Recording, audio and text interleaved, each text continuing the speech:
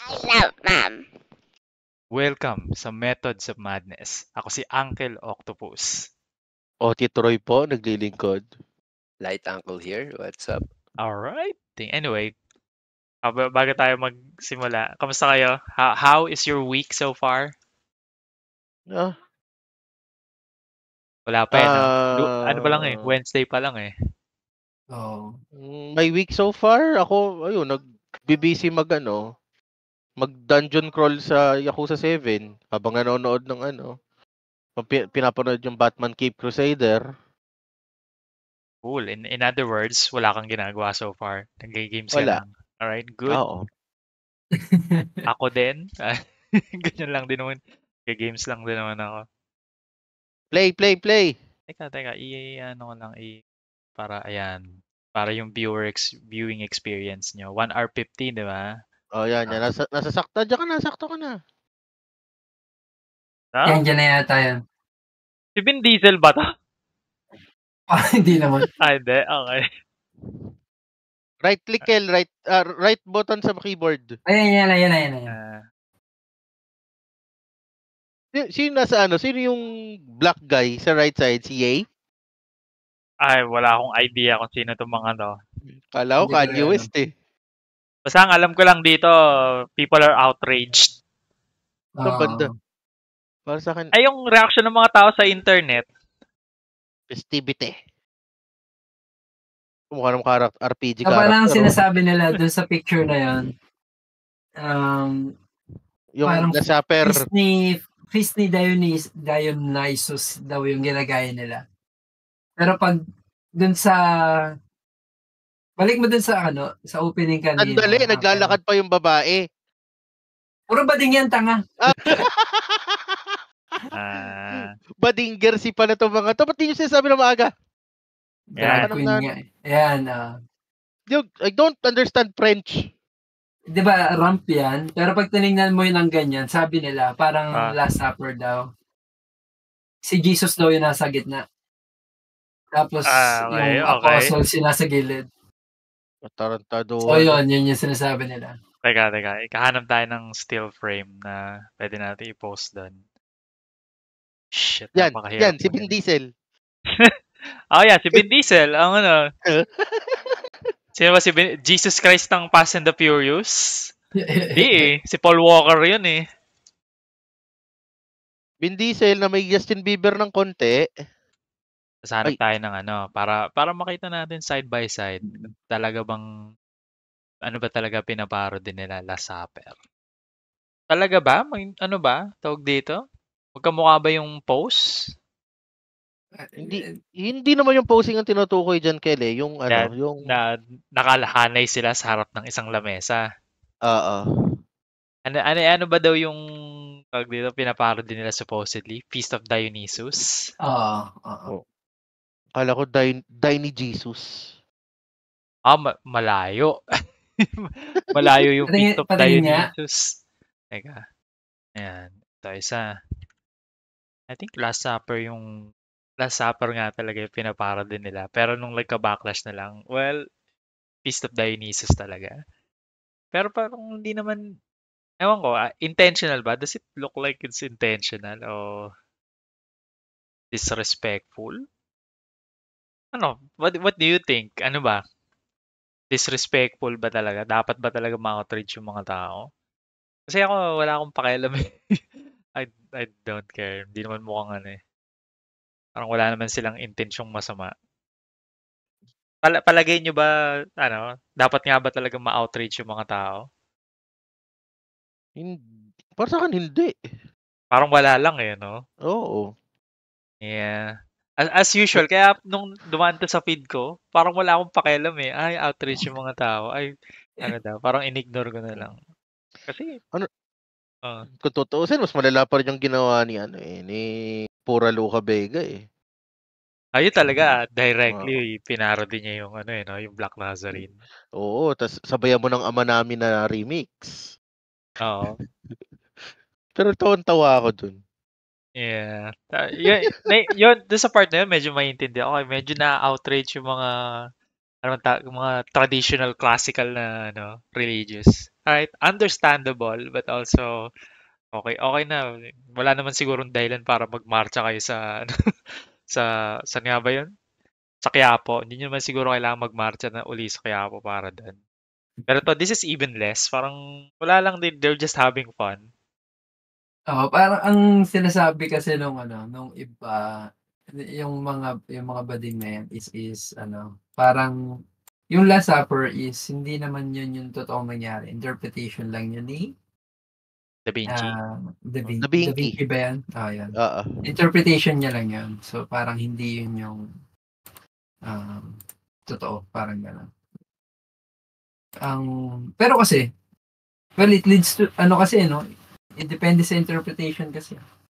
Yeah. Ako naman kasi wala akong pakialam sa religion eh. Kaya wala rin akong na-bring up lang yan ni Macy sa akin, sabi niya.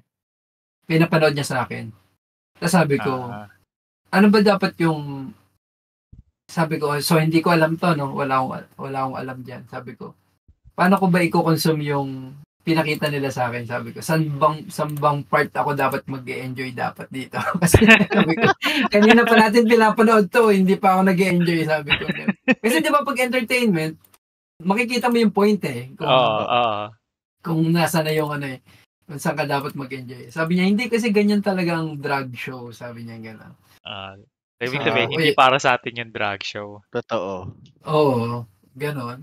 So sabi ko, kung relihiyoso ako, posibleng ma-offend ako kasi nga naman may pagkakaparehas, di ba? Pero kung maiintindihan ko yung joke mo, kung hindi ako relihiyoso at maiintindihan ko yung joke mo, may entertain ako. Kaso wala wala akong pakialam eh. Yeah. I think for the vast majority ng mga tao, parang okay, nangyari to sa Olympics. Actually, mas interesado pa ako dun sa yung Turkish na sumali doon sa yung parang shooting event. Inquisitor eh. John Wick nga daw the Turkish John Wick. Pero nga bangis eh. Parang lang no, parang ay ako na, hold my beer, no? Siguro dumating yung yung presidente ng Turkey, sabi, nagiinuman sila ng mga kumpare niya, sabi, Chong, mag-Olympics na. Ay, oo nga pala. Sige sir, punta po ako. Anong petsa nga yan? Anong petsa po yan? Punta ako. Parang ganun lang yung dating niya eh. Oo nga eh. Kaya nga eh. Pero kung Olympic opening, yung Summer Olympics ng 2020 ang na-enjoy ko. Sa Japan, nung nag-Japan Summer Olympics. Remind me about it. Ang nangyari yun during the pandemic, 2020 or 2021.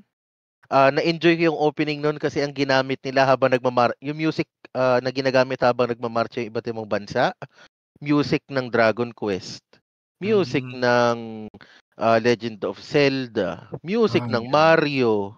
So napanood ako dahil doon. Doon na-entertain ako kahit papaano.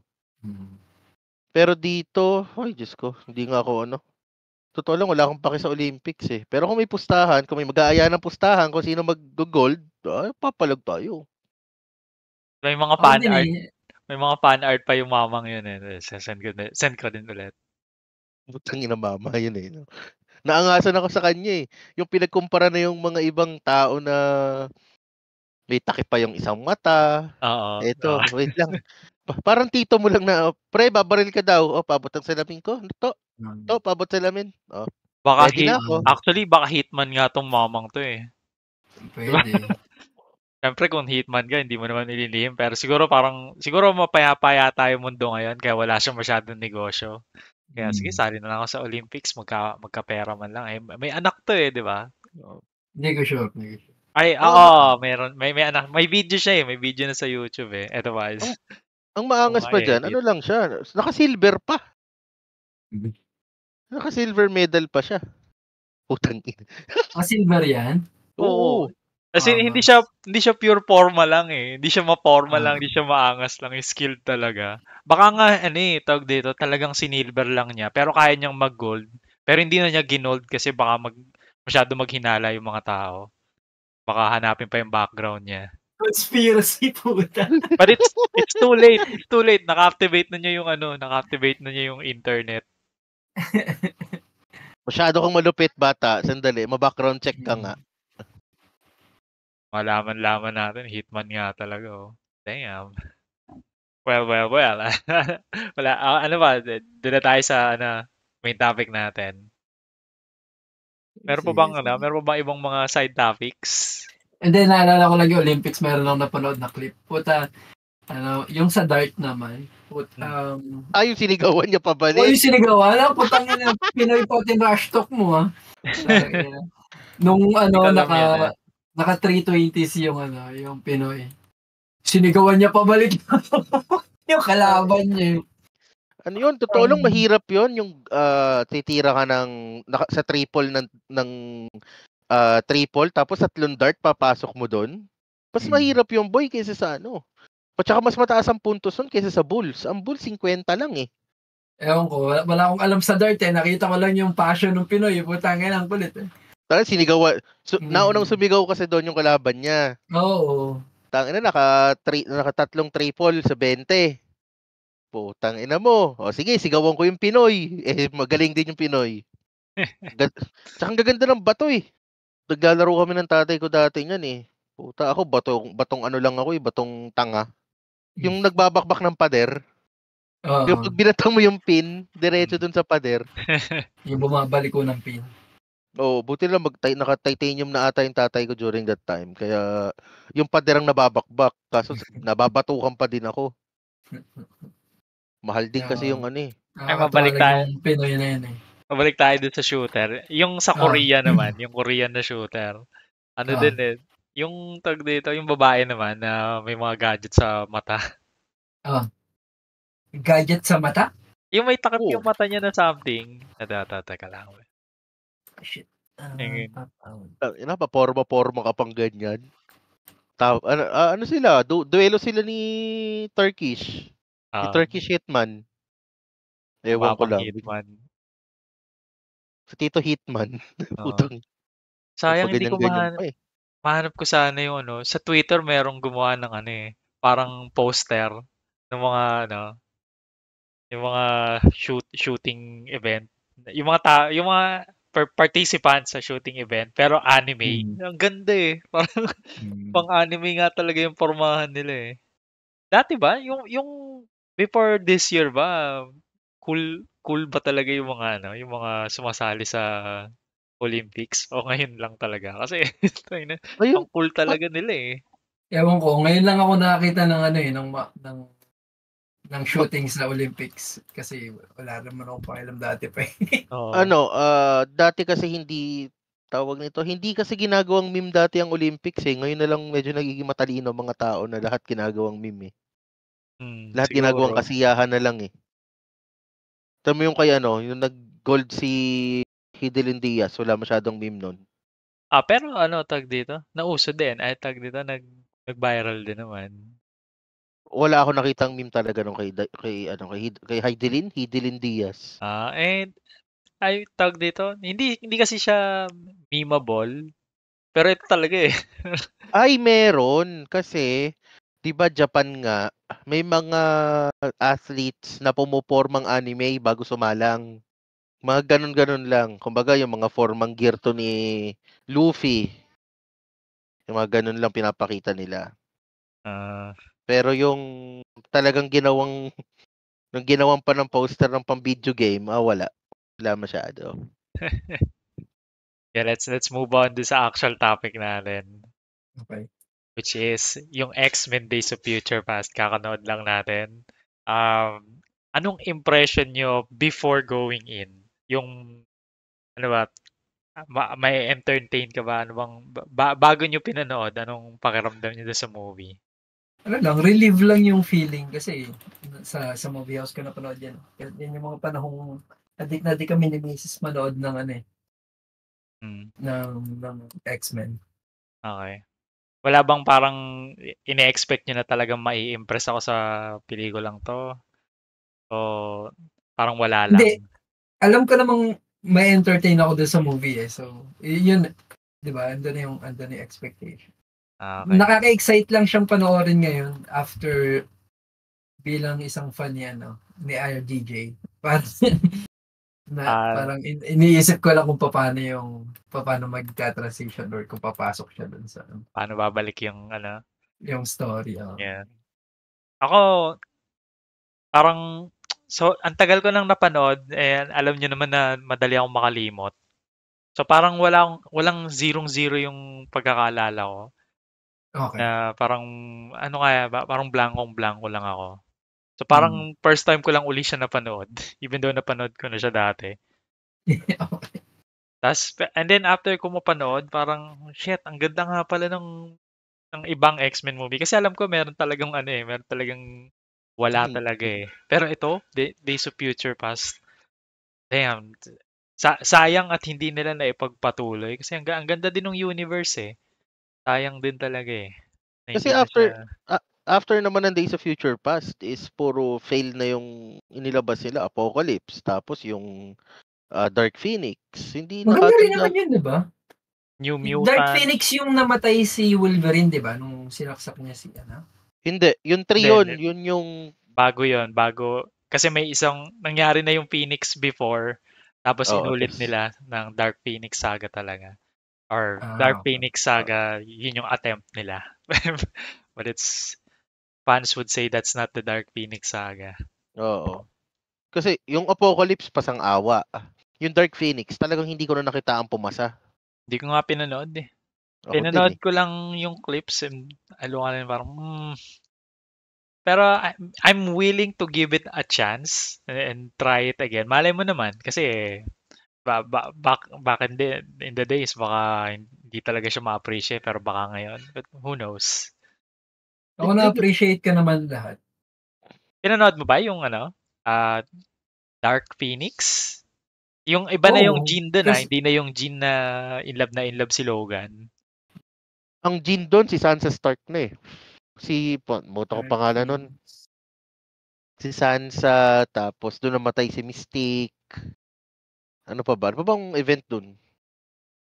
Well, hindi ko nga napanood eh. Pero yung Apocalypse kasi hindi na pala yung di ba? Hindi ko matandaan. Pero I'm sure napanood namin kay Macy's. Alas ni-recast na kasi yung buong X-Men dun sa Dark Phoenix. And yun yung isa sa mga weakness ng ng X-Men na as a franchise nung nasa Fox pa sila. Hindi sila kasing solid ng Marvel pagdating sa continuity nila, kung paano nila malaki yung mga artista into their roles.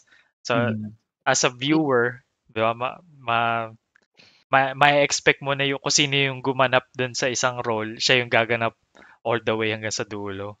Hindi rin kasi pwedeng bumalik yung original cast dyan.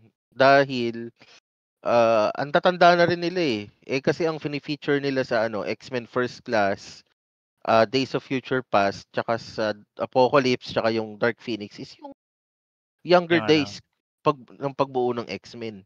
Siguro yung logistics din no, na kasi pagdating sa Marvel talagang a decade ahead naka-ready na yung plano nila eh. Pero yung Fox kasi per movie sila gumawa.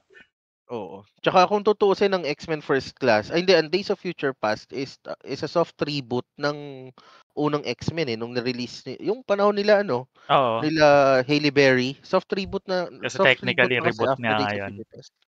Oo, dahil binago nila yung timeline. Pero yun din yung parang pagkakamali nila na tag dito.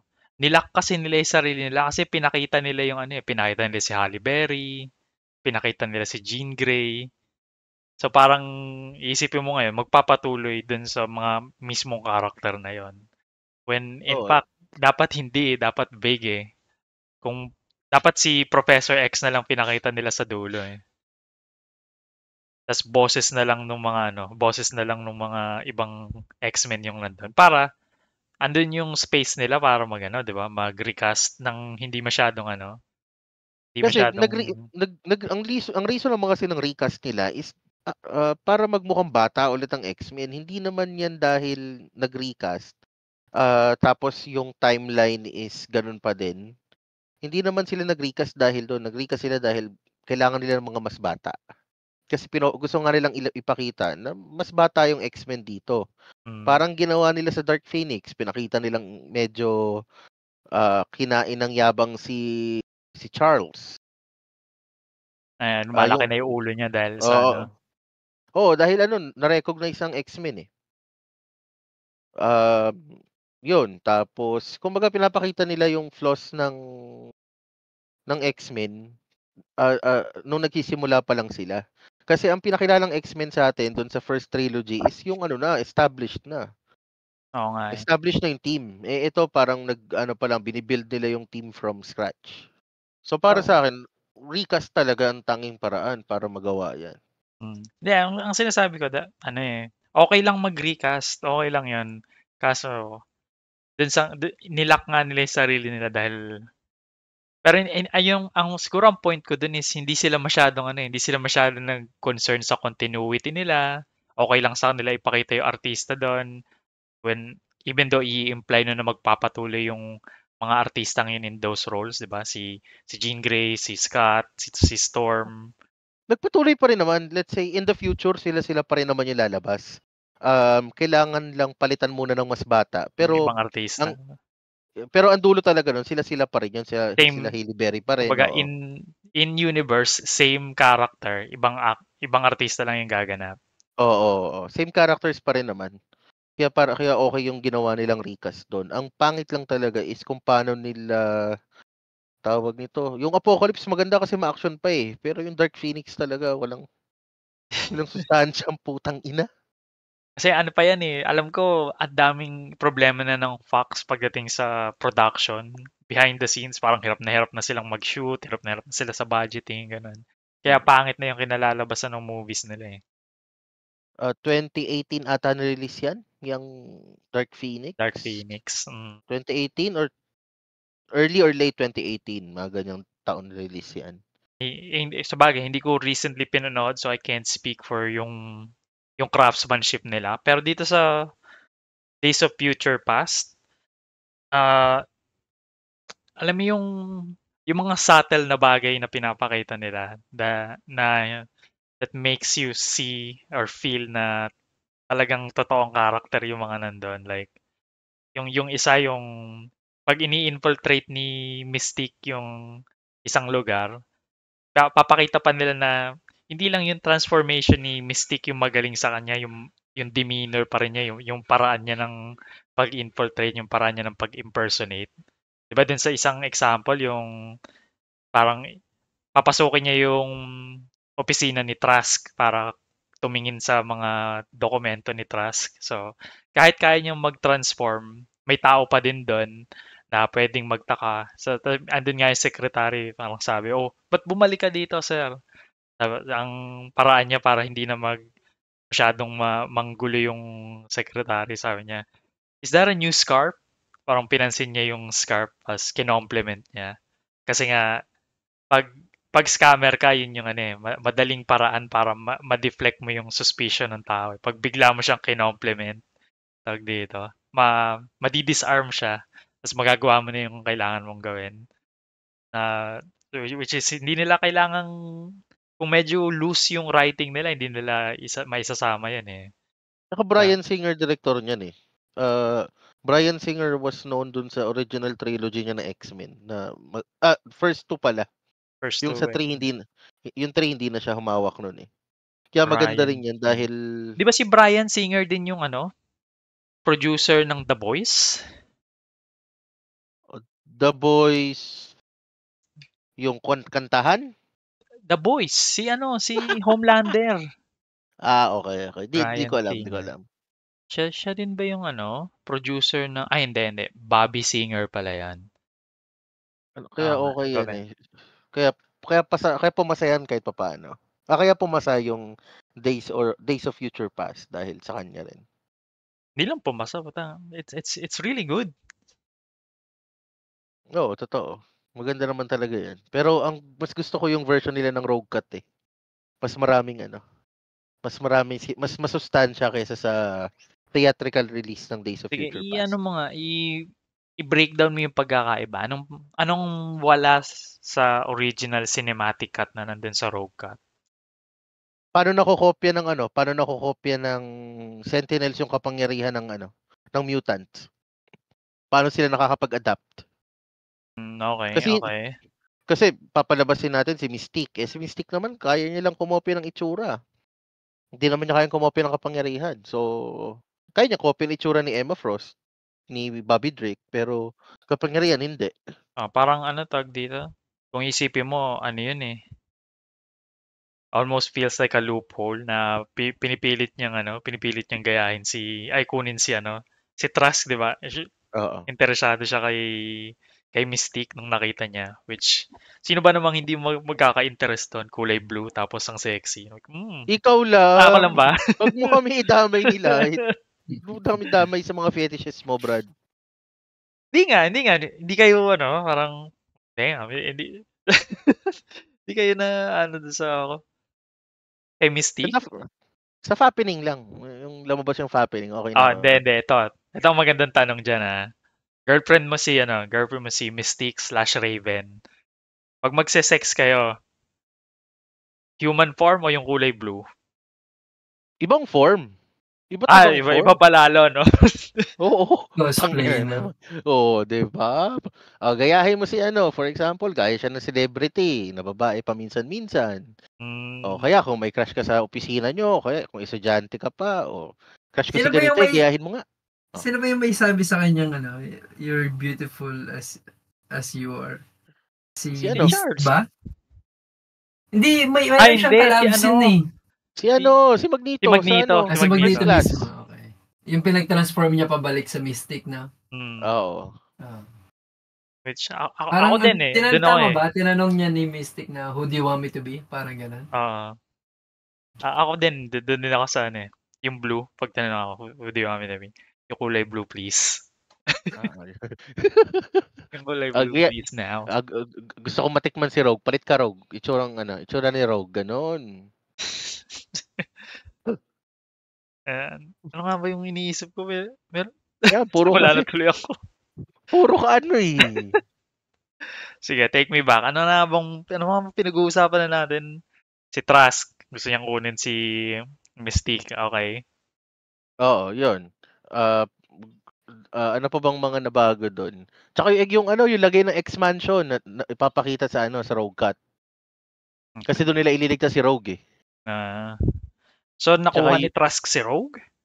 Oo. Kaya nakakapag-adapt na yung mga Sentinel. Nakakakopya sila ng kapangyarihan dahil doon. Ano pa ba? Yung mas gusto ko yung pagkamatay ni Bobby Drake sa Rogue Cut. Kasi dalawa silang rumescue kay Rogue noon si Magneto tsaka si Iceman. Okay. So nagpakita ng kapangyarihan si Magneto doon real quick. May action scene si Magneto doon okay. Ang isang medyo kawawa din sa pelikula na artista, si Halle Berry. Kasi andun lang siya and then namatay siya. Walang depth yung role niya dun sa yun. Na kasi may mga nakat siya na part na hindi rin naisama sa Rogue Cut na na magkarelasyon sila ni Logan. Which is something na nangyari nga talaga sa sa comics tsaka sa X-Men 97. Hindi, yung original na X-Men bago yung X-Men 97. Yung 90s run. Magkarelasyon sila doon ni Logan sa Days of Future Past. Nako, konti na lang silang mutant, hindi pa sila kakainlaban doon. Yun. Totoo lang, yun lang talaga yung Pero kung naisama yun, dagdag character development kay Gusto pala niya yung medyo may animalistic Yeah.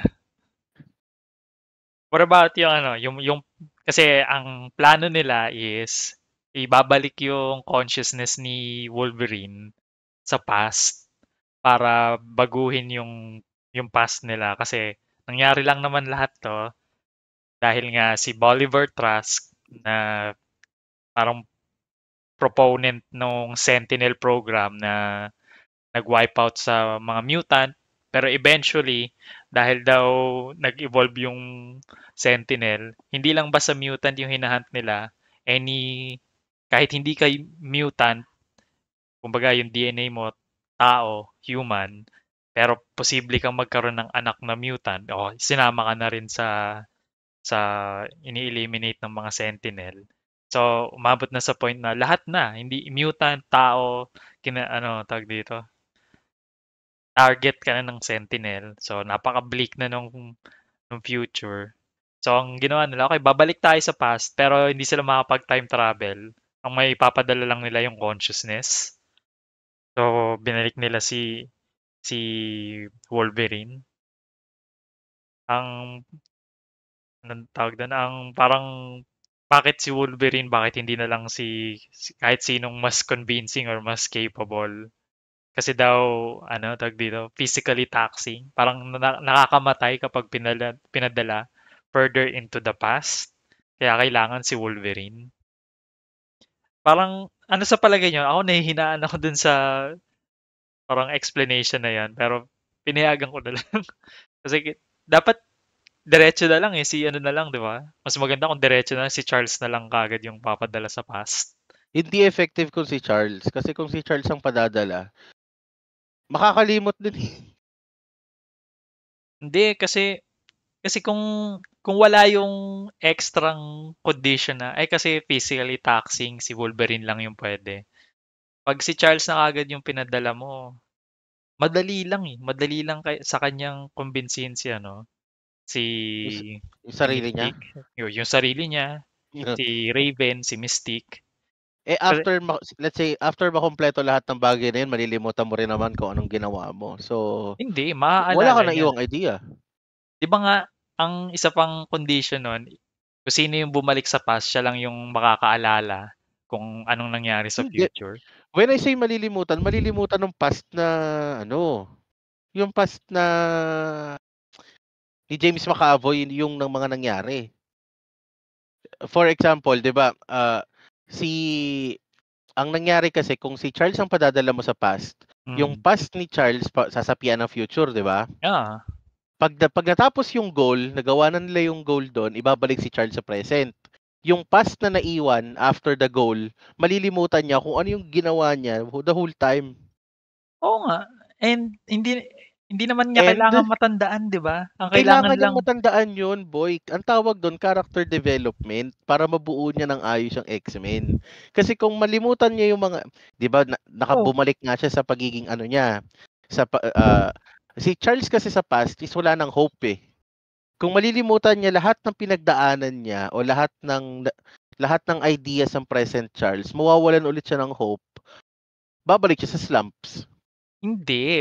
Mabubuo niya yung X-Men kahit anong mangyari. Makakalampas siya doon. Pumunta ka. Kasi yung Charles na nasa future, di ba? Nabuo naman niya yung X-Men eh.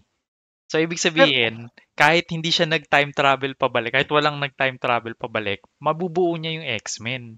May X-Men nung Sentinel, may X-Men diba? pa din. Pero iba pa rin yung outcome nun sa future. Iba pa rin yung hindi pa rin maging good ending. Hindi, kasi di ba kailangan lang nilang gawin? Pigilin si Mystique na patayin si Trask. Oo nga.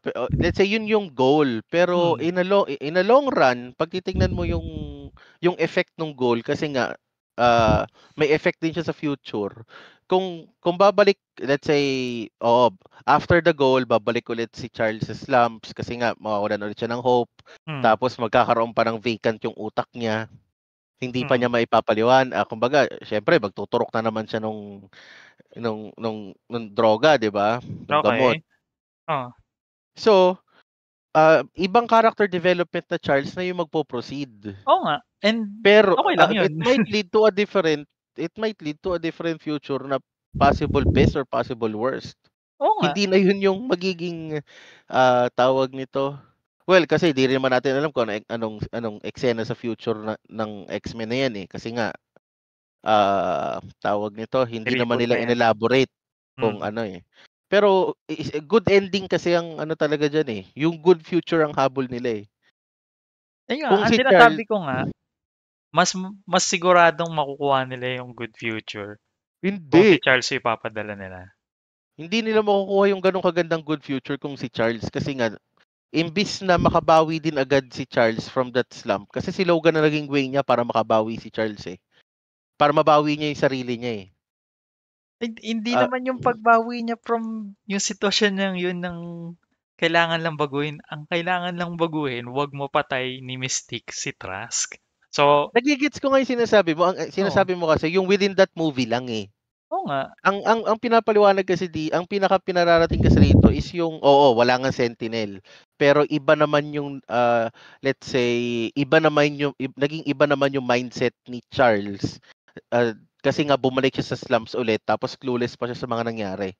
So we're saying na it might lead niya, into a worst case scenario pa rin. It might, pero hindi. Si Charles kasi yun eh, di ba?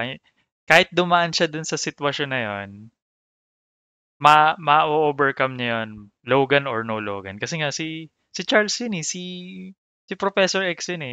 Importante sa kanya yung mga estudyante niya. Ma-overcome niya yun. It just so happens, para maging interesting yung pelikula, nilagyan ng condition na hindi pwedeng si Charles yung ibalik. Kailangan si Wolverine kasi mas interesting yon. And then let's also add na hindi siya babalik sa panahon na capable si Charles. Babalik natin siya sa panahon na hindi capable si Charles. Kasi bakit may ganung point si Professor X when sa anywhere ka tumingin na X-Men comics series, kahit bago siya naging Professor X, niya eh, parang embodiment of hopeful, di ba? Oh, di ba? Yun nga yung nagustuhan ko dyan sa Days of Future Past. Ako din, yeah, gusto ko din yun eh, na pinakita, what if hindi capable si Charles? What if nasa low point tayo ni Charles? Kaya, yun yung good move sa kanila na doon nila binalik or gumawa sila ng kondisyon na gano'n. Hindi natin ibabalik sa point na capable si Charles. Doon tayo sa point na low point si Charles para interesting yung pelikula. Which is, yun yung iniisip ko eh. Kaya hindi si Charles yung binalik. And I think pwede. Para interesting yung pelikula. It's so much more interesting kung si Logan yung ibabalik sa halip na rekta na lang si Charles na lang kaagad. Well, that's your take on it. Para sa akin kasi na tama lang si Logan. Hindi para sa akin babalik lang ulit sa low point si Charles as magli-lead into an even worse future? Oo. Right, posible 'yon, posible. Kasi what they're trying to achieve is to tell us a better future eh. Kung dahil sa ginawa ni Logan, it led to a better future. Pero kung si Charles ang babalik, yan yung sinasabi ni Light na na papayag ba, kumbaga nung tanong niya sa atin sa beses na papayag ba tayo na nakahiwalay, kumbaga ibang-iba yung istorya ng comics sa pelikula. Kasi yan eh, sa comics kilala natin si Charles as the ever hopeful one na kahit anong mangyari, there's hope for humans, there's hope for mutants. Dito kasi nawala na siya ng hope eh. Tapos pipiliin niya na lang maging isang ermitanyo dun sa mansion niya eh. Ngayon pag si future Charles ang dinala mo sa past, babalik din yung past Charles sa slumps. Possible kumampi pa siya kay Magneto nang wala sa oras. Kasi nga, na siya, yun yung part na vulnerable siya eh. When a person is down, yun yung pinaka-vulnerable niyang moment. And through Logan, na overcome niya yung vulnerable moment niya to regain what he lost. Following yung logic niya na what if na hindi ni Uncle na what if hindi si nagsalita ka din, kanina pa kita iniintay mag-battery. Hindi. What if si Magneto? Kasi si Magneto lang naman yung punot dulo ng lahat eh, di ba? Actually, oo nga. Di ba nag-mature na si Magneto dun sa dulo? What if ipamukha niya dun sa younger Magneto na this is not you, this is not what. Kasi malilimutan din ng past Magneto yung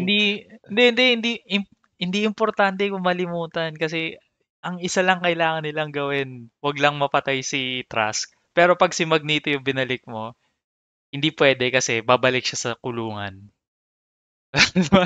Di ba? Kasi yung year na babalikan nila right before patayin si Trask, nakakulong si Magneto. So, hindi pwede si Magneto. Ay, oo nga pala. Puta, mahirap Walang magpapalaya sa kanya. Kaya kailangan Hindi. ng... di ba? Kasi younger self no? Hindi pwedeng dalawang tao. Dalawang you on the same universe. Okay. Tangina, pinadala sa pas si Magneto. Yung consciousness lang. Ang naisip ko kasi, may physical time travel talaga. Hindi, tawag dito. Consciousness lang yung babalik eh. So, pag si Magneto yung binalik nila, nandito na ako. Nasa loob ako ng kulungan. Oo nga pala. Ano na gagawin ko rito? What if imagine nyo, no, nalimutan nila yung, na yun, yung, tawag dito, yung detail na yun. Tapos, binalik na si Magneto. Di ba pag, habang kinokontrol, parang binabalik yung consciousness sa past, walang malay yung katawan di ba? Binalik nila ngayon si Magneto. Tapos pag nagising siya dun sa kung ano mang year yun, sabi, ay shit, nasa kulungan ako. Paano ko ngayon sasabihin? O nga pala.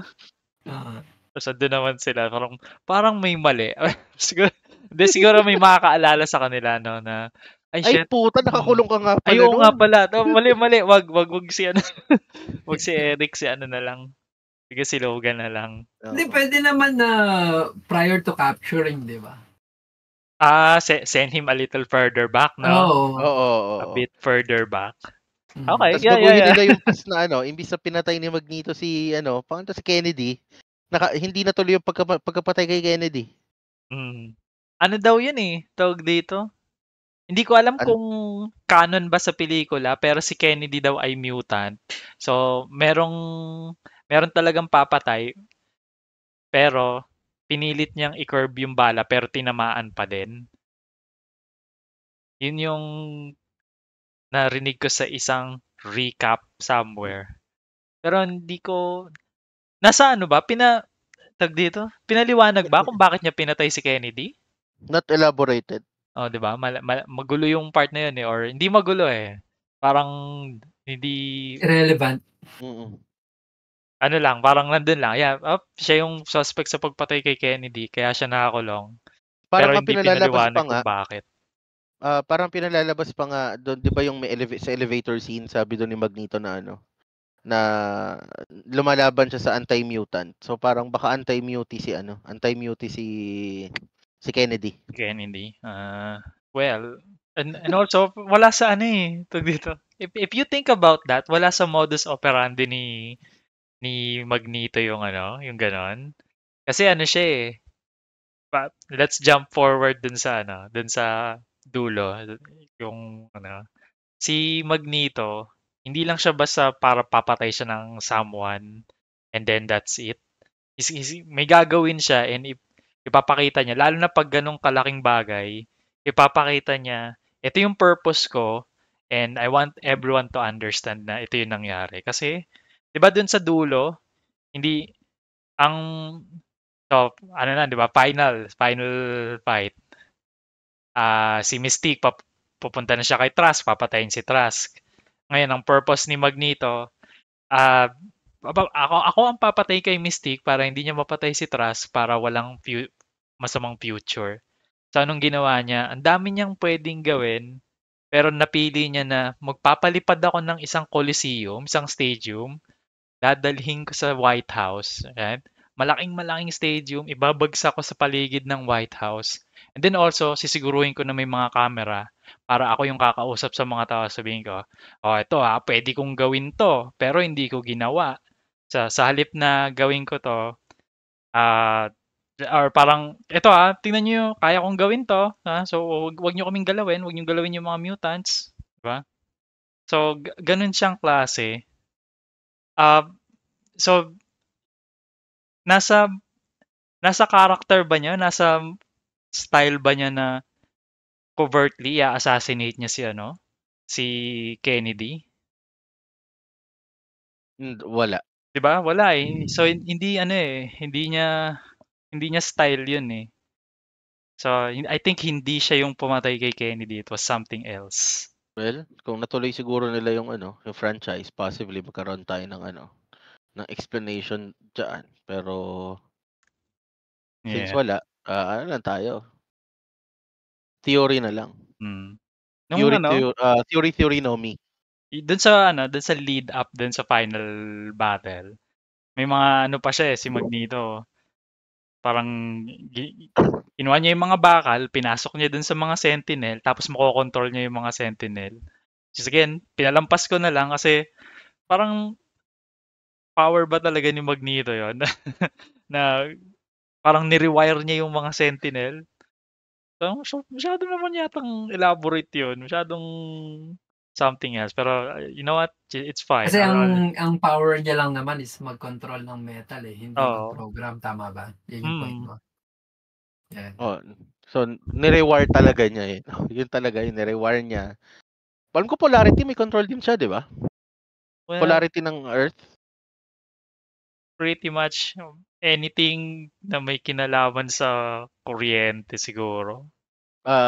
Di gravity. Hindi, basta yun na yun. But anyway, I just, sometimes may makikita ka and if you know too much about comics, you're gonna think parang hindi naman kasama to. Pero sige na nga lang.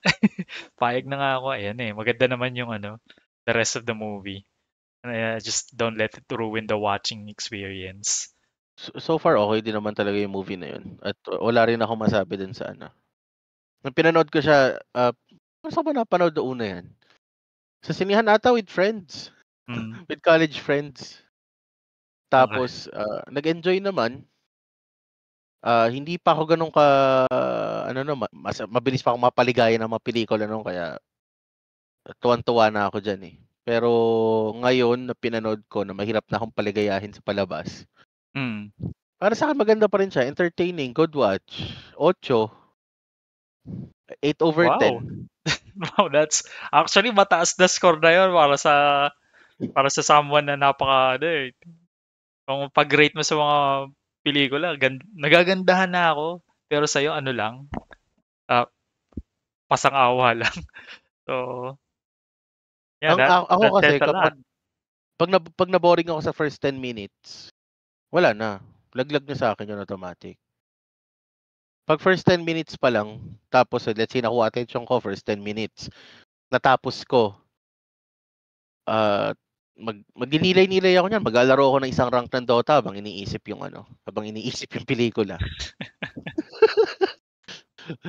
After nun, okay. Okay, tsaka nalalabas yung mga inputs habang nag-rank match. Ano pang thoughts nyo about Days of Future Past? Ano pa ba? Yan yung peak ng X-Men writing. Peak. Yeah. I would have to agree, even though I would say gusto ko panoorin lahat para ma-justify ko kasi baka hindi ko lang talaga naaalala yung iba Pero I think maganda nga. Kasi ang maganda yung X-Men 1 and 2 kasi sila yung 2 is second of the best para sa akin Days of Future Past yung X2, X-Men United. Yun yung second kasi yun, tatawag nito, ang ganda ng pagkakagawa nila, ang ganda ng pagkakakwento. Hindi na sayang yung mga character and yung laban ni Lady Deathstrike tsaka ni Wolverine doon. Yung alam mo yung kino-control nila yung gore, pero yung kung paano napatay si Lady Deathstrike, tuwan-tuwa ako Parang it's dark, kind of dark yung pagkamatay ni Lady Deathstrike. Tanda mo pa ba yon, Kel? Di na masyado Pero tatanda ko si Lady Deathstrike. Hindi ko na lang matandaan na kasi nga wala akong natatandaan I just remember very, very little sa nangyayari sa sa past few hours. Pero a few days ago, wala na. Di ba bakbakan sila ni Wolverine? Ang ending nun, sinaksakan siya ni Wolverine ng yung mga injection na naglalabas ng adamantium. Oo, binalik. Tapos lumabas yung adamantium sa mata, sa ilong, sa tenga. Wala siyang dito. Wala siyang healing factor na kagaya ni Wolverine or hindi kasing lakas yung healing factor niya. Kaya hindi niya kinaya. Hindi ko alam, pero ang tingin ko nangyari doon, nasobrahan siya ng adamantium sa katawan. Kasi lumabas sa mata niya, sa ilong, sa tenga. Kasi ewan ko, no? So, who knows kung paano nga. Kasi di ba ganun din naman yung ginawa kay Wolverine, pero na-survive niya. Pero yung kay Wolverine kasi, sa buto niya lang ikinabit. Hindi naman yung totally talaga na... Kumbaga, alam mo yung para kang binuhu, para ka nilagyan ka ng sobrang daming tubig na sobra-sobra na sa katawan mo. Di tubig, puta. Dito, kumukulong bakal. Tao ka lang. So, tubig ka lang. Okay. Bagay, kahit tubig lang, no? O nga, no? Oo. Kumbaga, pag parang nilagyan ka ng sobra-sobrang tubig, ginagawa pa nga torture method yan, di ba? Papainumin ka maraming tubig, sabay tatalunan yung tiyan mo. Yeah. Yung sa kanya naman, nasobrahan siya sa adamantium sa katawan, kaya lumabas sa lahat ng butas niya. Ito pa isang gusto kong balikan, si Mystique pa din. Di ba kanina binanggit natin, would you be interested sa isang Mystique series? Parang Disney Plus series yung mga ginagawa nila. Oo. Interesting yun dahil kumbaga kasi action nga yun sa movies, hindi siya magiging masyadong action. Parang lang siya, parang Alias. Isipin mo Alias yung dating or ano bang mga TV series na yung movie ni Jennifer Lopez, di ba? Jennifer Lopez. Yan, diyan ka magaling. Jennifer Lawrence na yung pangalan ng ibon. Hindi. Meron siyang movie na na Assassin siya. Yun nga po, Red Sparrow nga tayo. Red Sparrow, yeah. Yung pangalan ng ibon. Diba? Na naman. Kasi nga, si Mystique, paano siya? People know Mystique for yung transformation niya, yung transformation niya basically. Pero yung skill ni Mystique, what makes Mystique so dangerous and effective, yung talaga niya dito, yung talino niya, yung effectiveness niya. Kahit kaya mo mag-transform into something else, kung hindi mo kayang gayahin yung paraan ng pagsasalita nila, paraan ng pag-iisip nila, hindi ka magiging effective, mahuhuli ka lang agad. So what if may TV series na si Mystique, pero hindi yung pagta-transform niya, yung logistics niya, paano niya napalitan yung kung sino man kailangan niyang palitan sa White House o gano'n. I think that's an interesting series. Totoo. Especially, malay mo, magkaroon nga ng ganyan. Kasi pagkatapos ng Avengers Secret Wars, papasok na X-Men X-Men sa MCU, no? Oo. Speaking of that, anong palagay niyo magiging pasok ng X-Men or ng mutant sa MCU? Paano? From the universe ni Deadpool. From another universe. As in, hindi sila manggagaling dun sa native na current na sinusundan nating yung universe ni Robert Downey Jr. I also think that's what would work best. That's what makes the most sense. Kasi pag pinilit mo na may mutant nga dun sa universe nila the whole time, hindi mo maaawat yung mga tao na tanongin na, bakit wala sila nung Avengers? Bakit wala sila nung nanggugulo si Thanos? Tsaka yung diba nga yung katawan ng Eternal na na nakaangat. Adamantium daw yun Yun sa chismis hindi pa confirmed pero masasagot yun sa bagong Captain America. May mention ba ng adamantium sa Captain America? Wala pa, pero dun daw, according to dun sa reliable na nagli-leak ng Endgame ng MCU. Okay. Dun daw ipapakita na adamantium ang yung katawan ng Eternal na nakaangat. Tapos yun daw yung pag-aagawan. Alright. So possible yan, magiging key key topic sa Secret Wars. Ako doon na lang sa kahit galing na lang sa ibang universe yung yung mga X-Men, galing sa ibang universe yung mga mutant. Walang walang mutant until after Avengers Doomsday. Doomsday. So baka sa Secret Wars pa sila unang i-introduce. I think galing talaga sila sa ibang universe. That's the easiest way. I think okay lang din na, para ma-retain natin na wala naman talaga mutants sa Earth from the Pero whole di ba time. si Miss Marvel is considered as mutant? Kung gusto nila ipilit 'yon, di ba? Pero hindi mo pa rin maaalis yung yung asan sila the whole time. Tapos gagawa ka pa ng napaka-elaborate na. Kasi meron pa mga theory na tinago sila ni Professor X. Parang tinago nila sa consciousness ng mga tao yung mutants the whole time by brainwashing all of us. Parang ganun. That's too elaborate. Mas madali pang sabihin na galing na lang sa ibang universe. Tsaka yung lumabas na lang bigla, ganun. Oo.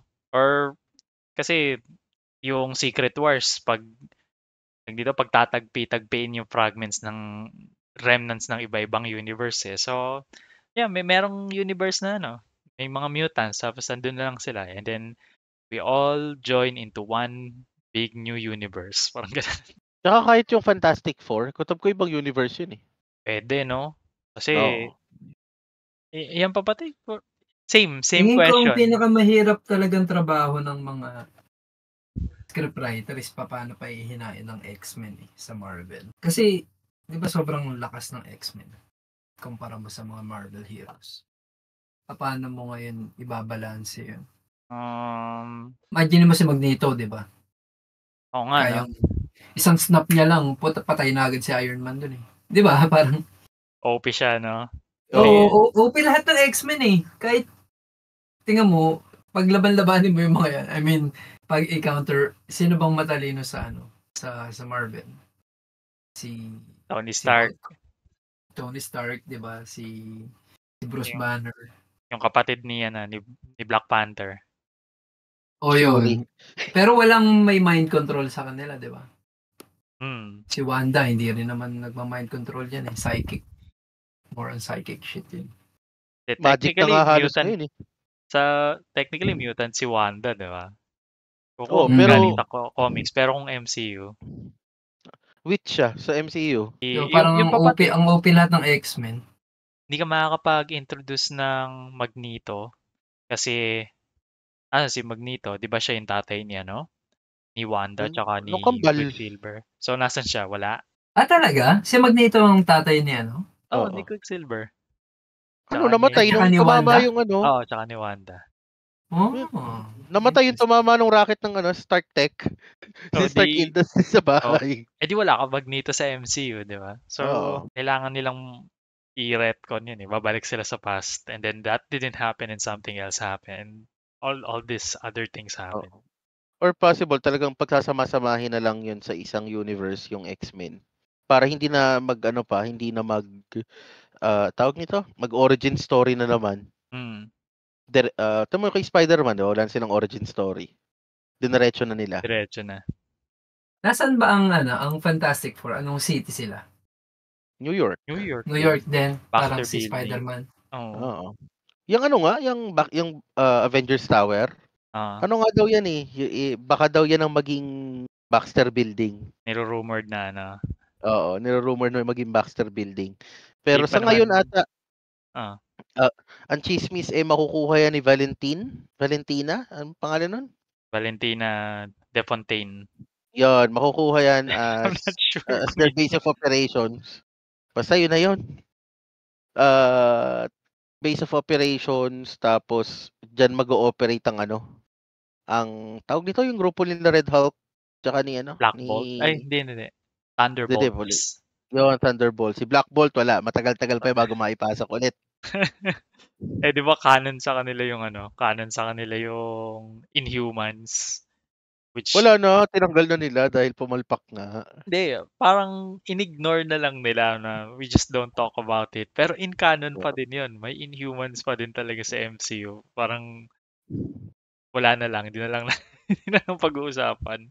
Alam mo, Kel, paano malalaman kung anong canon at non-canon ngayon sa MCU? Ano? Mag-install ka ng Disney Plus, punta ka dun sa Marvel portion nila. Uh-huh. Meron tinatawag doon na Marvel Legacy. Kapag Okay. ang isang series is hindi na canon sa hindi na canon sa MCU, nandun na siya sa baba, pinakababa, Marvel Legacy. Ang mga nandun, sila Luke Cage, pangalan to, yung babae, yung ex ni tawag nito, ni Yung mga Jesse Netflix. Pinkman. Yung mga Netflix. Jessica something. Yon, si Jessica Simpson. Puta, Jessica Simpson. Chicken of the Sea. Oo. Pag nandun ka na sa portion ng pag nakalagay ka na sa Marvel Legacy, wala ka na. Yung yung Agents of S.H.I.E.L.D. Kahit nandun si Ghost Rider, wala. Legacy na yun. Hindi na siya canon. Ang weird no, hindi canon yung Hindi, tawag dito. Up to a point, canon yung si Agent Coulson hanggang Avengers. Pero everything, I think everything na nangyari sa Agents of S.H.I.E.L.D. after siguro mga season 1, hindi na canon sa Ang baduy naman kung bubuhayin si Coulson, di ba? Parang, siya na ngayon naging driving force ng Avengers kaya sila nabuo ng ayos tapos bubuhayin lang pala. Okay na yun, let's keep the dead. Huwag na tayo magpaka-Hugo Strange sa sa Gotham na bubuhay ng patay. So technically, hindi talaga siya nabuhay after Avengers, no? Oo. Kaso, hindi ka ba don't you find si Coulson napaka-charismatic? Charismatic siya, pero ang main purpose talaga niya sa MCU is pagbuklo rin ng ang Avengers. Yeah. Wala na siya iba. After nun, wala na. Pero kahit si Maria Hill nga wala na papel. Oo, si Fury din. Ano na lang yun. Ewan ko kung paano pa nila ipapapel si Fury within the next few movies, pero siyang dating. Hindi, actually may dating Hindi na nila nagagamit ng tama si Yun. Hindi nila nagagamit ng tama sino nga yan? These motherfuckers. Yung mahilig sa motherfuckers. Si Samuel L. Jackson. Kasi 'di ba may may stutter siya. Tapos kapag nagsasabi siya ng hindi maganda, ng bad words, na-overcome yung stutter niya. kaya ganyan siya magsalita. Yeah, I think that's the show. Meron pa ba kayong gusto idagdag sa ating thoughtful commentary? Wala naman. Looking forward pa rin sa mga MCU movies. Paano mangyayari sa X-Men, no?